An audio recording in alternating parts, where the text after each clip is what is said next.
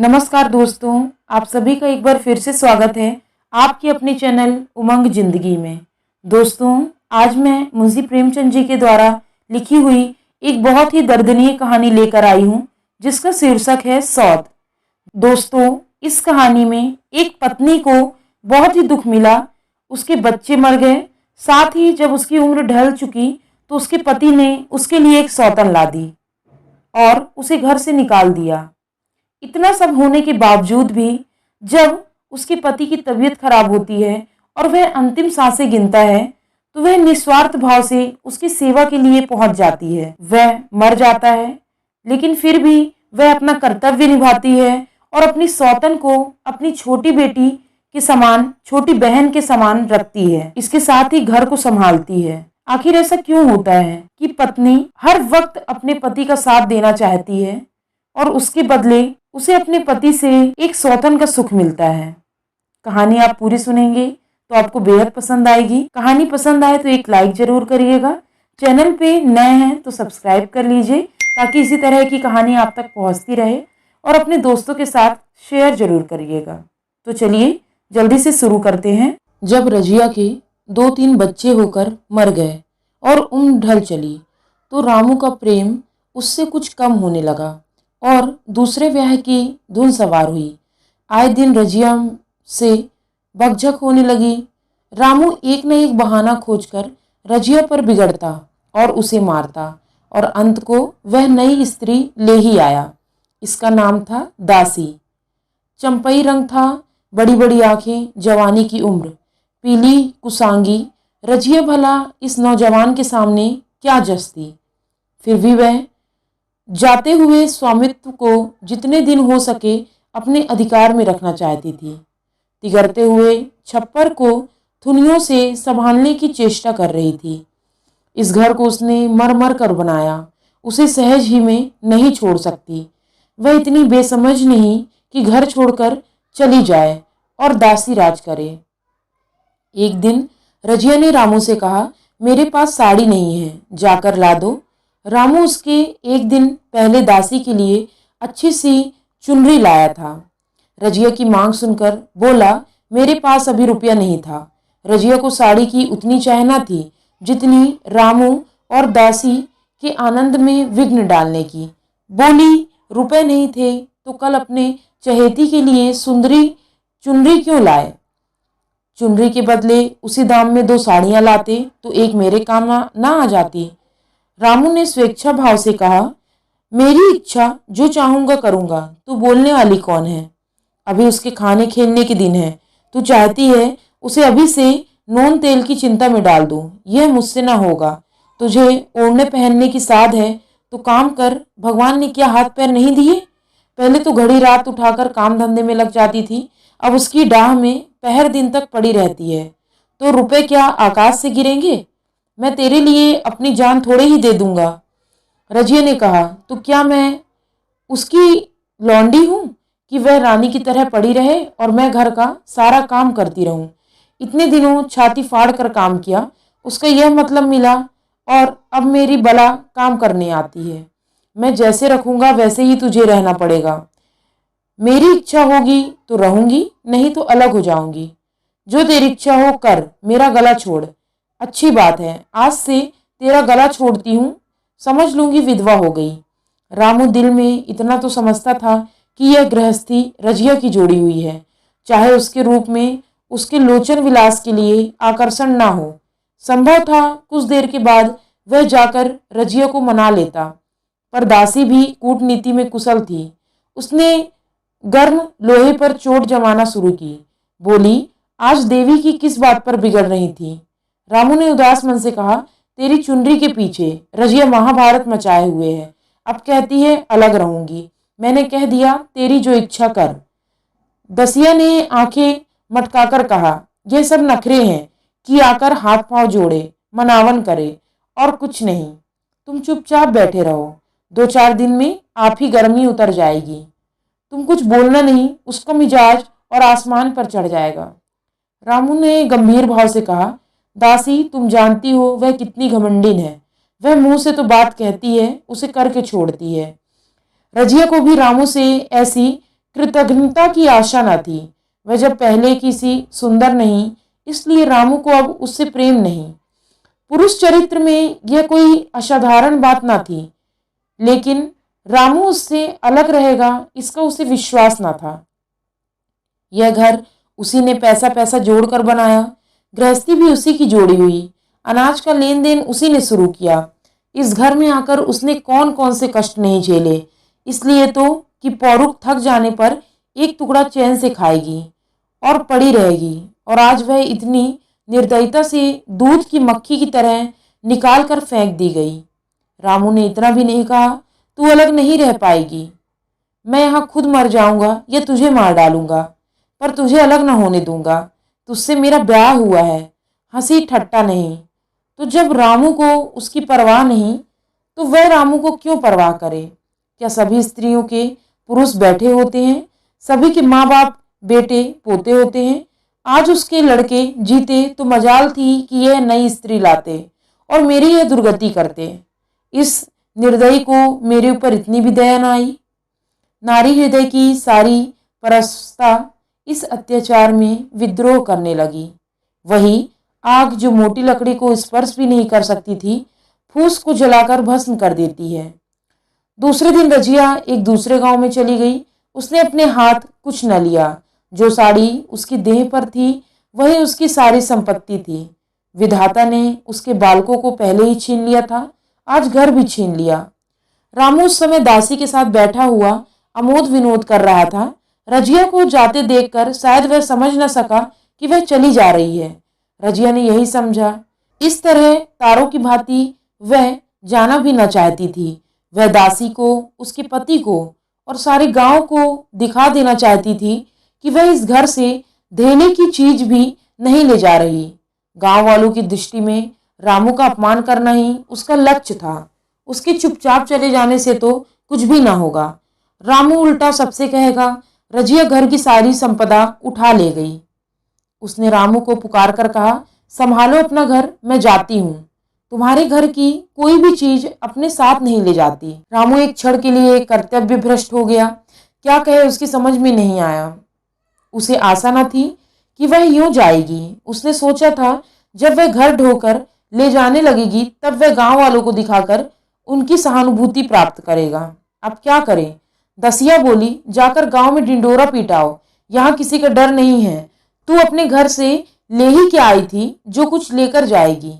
रजिया ने उसके मुंह न लगकर रामू ही से कहा, सुनते हो अपनी चहेती की बातें, फिर भी मुंह नहीं खुलता। मैं तो जाती हूँ, लेकिन दस्सो रानी, तुम भी बहुत दिन राज न करोगी।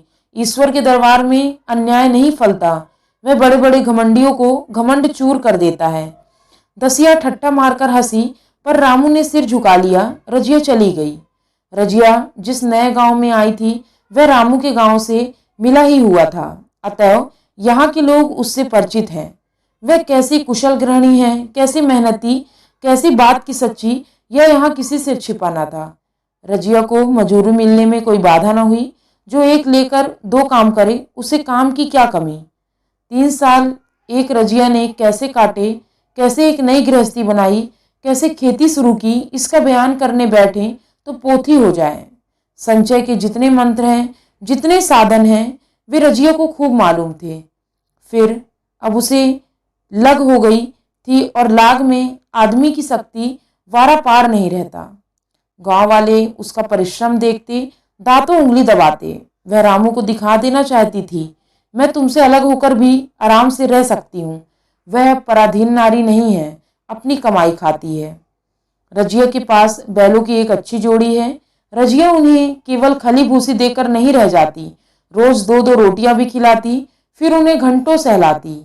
कभी कभी उनके कंधों पर सिर रखकर रोती और कहती, अब बेटे होते तो पति हो तो तुम ही हो। मेरी लाज, मेरे जाल अब तुम्हारे ही साथ हैं। दोनों बैल शायद रजिया की भाषा भाव समझते हैं। वे मनुष्य नहीं हैं, बैल हैं। दोनों सिर नीचा करके रजिया का हाथ चाटकर उसे आश्वासन देते हैं। वे उसे देखते ही कितने प्रेम से उसकी ओर ताकने लगते हैं, कितने हर्ष से कंधा झुलाकर जुआ रखवाते हैं और कैसे जी तोड़ काम करते हैं। यह वे लोग समझ सकते हैं जिन्होंने बैलों की सेवा की है और उनके हृदय को अपनाया है। रजिया इस गांव की चौधराइन है। उसकी बुद्धि जो पहले नित्य आधार खोजती रहती थी और स्वच्छंद रूप से अपना विकास न कर सकती थी, अब छाया से निकलकर प्रौढ़ और उन्नत हो गई। एक दिन रजिया घर लौटी तो एक आदमी ने कहा, तुमने नहीं सुना चौधराइन, रामू तो बहुत बीमार है। सुना, 10 लंघन हो गए हैं। रजिया ने उदासीनता से कहा, जूड़ी है क्या? जूड़ी नहीं, कोई दूसरा रोग है। बाहर खाट पर पड़ा था। मैंने पूछा, कैसा जी है रामू? तो रोने लगा। बुरा हाल, घर में एक पैसा भी नहीं कि दवा दारू करे। दसिया के एक लड़का हुआ, वह तो पहले भी काम धंधा न करती थी और तो अब तो लड़कोरी है, कैसे काम करने आए। सारी मार रामू के सिर जाती है। फिर गहने चाहिए, नई दुल्हनी, यूं कैसे रहे। रजिया ने घर में जाते हुए कहा, जो जैसा करेगा आप भोगेगा। लेकिन अंदर उसका जी न लगा। वह एक क्षण में फिर बाहर आई। शायद उस आदमी से कुछ पूछना चाहती थी और इस अंदाज में पूछना चाहती थी मानो उसे कुछ परवाह नहीं। पर वह आदमी चला गया था। रजिया ने पूरब पश्चिम जाकर देखा, वह कहीं न मिला। तब रजिया द्वार के चौखट पर बैठ गई। इसे वे शब्द याद आए जो उसने 3 साल पहले रामू के घर से चलते समय कहे थे। उस वक्त जलन में उसने साथ दिया था, अब वह जलन न थी। समय ने उसे बहुत कुछ शांत कर दिया था। रामू और दासी की हीनावस्था अब ईर्षा की योग्य नहीं, दया की योग्य थी। उसने सोचा, रामू को 10 लंघन हो गए हैं तो अवश्य उसकी दशा अच्छी नहीं होगी। कुछ ऐसा मोटा ताजा तो पहले भी न था। 10 लंघन ने तो बिल्कुल ही घुला दिया होगा। फिर इधर खेती बाड़ी में भी टोटा ही हो रहा, खाने पीने को भी ठीक ठाक ना मिला होगा। पड़ोसी की एक स्त्री ने आग लेने के बहाने आकर पूछा, सुना रामू बहुत बीमार है, जो जैसी करेगी वैसा पाएगा। तुम इतनी बेदर्दी से निकाला कि कोई अपने बैरी को भी न निकालेगा। रजिया ने टोका, नहीं दीदी, ऐसी बात ना थी। वे तो बेचारे कुछ बोले ही नहीं। मैं चली तो सिर झुका लिया। दसिया के कहने में आकर वे चाहे जो कुछ कर बैठे हों, यूं मुझे कभी कुछ नहीं कहा। किसी की बुराई क्यों करूं? फिर कौन मर्द ऐसा है जो औरतों के बस में नहीं हो जाता? दसिया के कारण उनकी यह दशा हुई है। पड़ोसी ने आग न मांग मुंह फेर कर चली गई। रजिया ने कलसा और रस्सी उठाई और कुएं पर पानी खींचने गई। बैलों को सानी पानी देने की बेला आ गई थी, पर उसकी आंखें उस रास्ते की ओर लगी थी जो रामू के गांव को जाता था। कोई उसे बुलाने अवश्य आ रहा होगा। नहीं, बिना बुलाए वह कैसे जा सकती? लोग कहेंगे आखिर दौड़ी आई ना। मगर रामू तो अचेत पड़ा।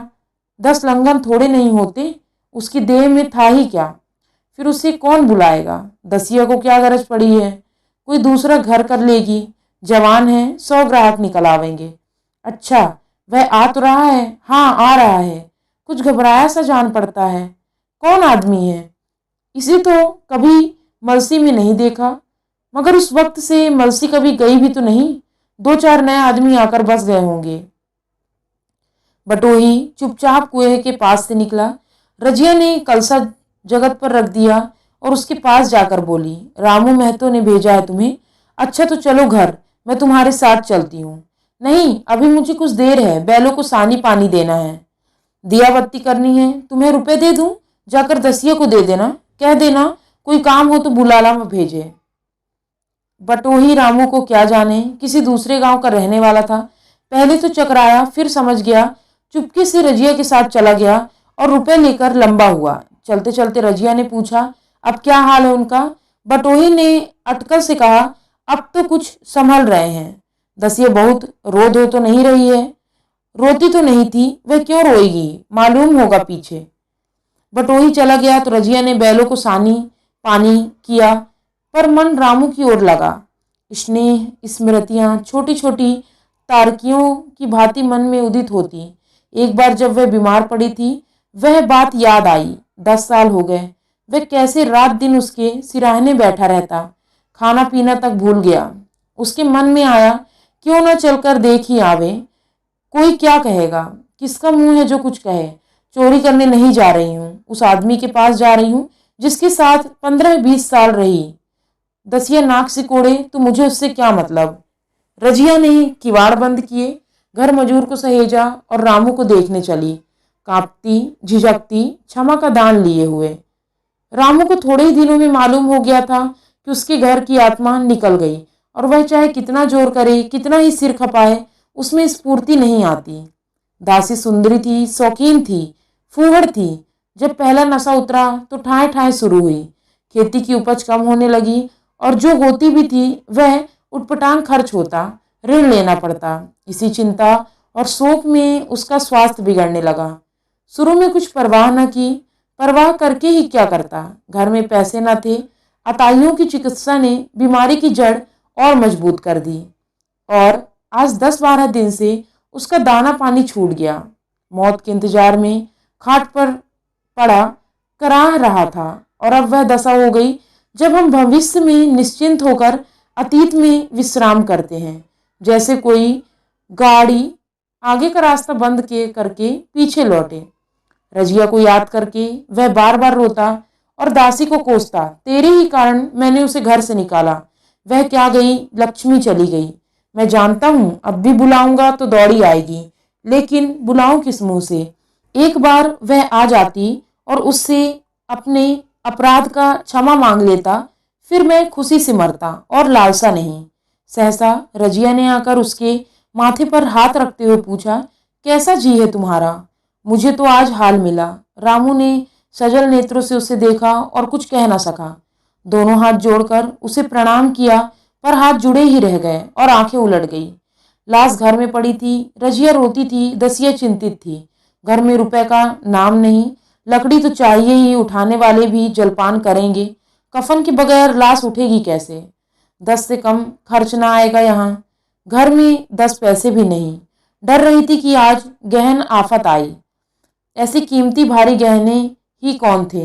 किसान की बिसात ही क्या, 2-3 नग बेचने से 10 मिल जाएंगे, मगर और हो ही क्या सकता।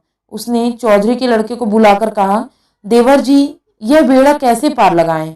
गांव में कोई धेले का विश्वास करने वाला नहीं।